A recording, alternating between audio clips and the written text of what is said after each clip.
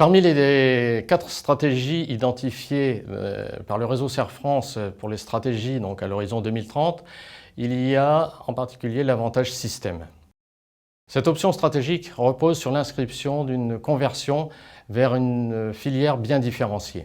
Parmi les différentes motivations qui peuvent amener un exploitant à choisir cette option, il y a notamment l'évolution et l'apparition de nouveaux systèmes de production qui reposent, je dirais, sur une cohérence globale du système et qui souvent prennent en compte l'aspect environnemental en particulier.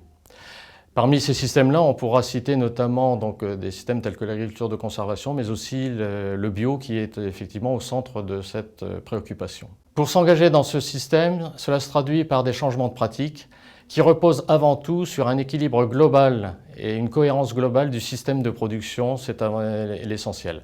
Cette cohérence pourra se traduire par une certification qui soit reconnue et qui permettra la naissance éventuellement d'une filière, soit label, soit de proximité. Pour réussir dans cette option, il faudra surtout s'attacher à vérifier l'équilibre et la cohérence entre les différentes productions, voire les différents ateliers de l'exploitation agricole.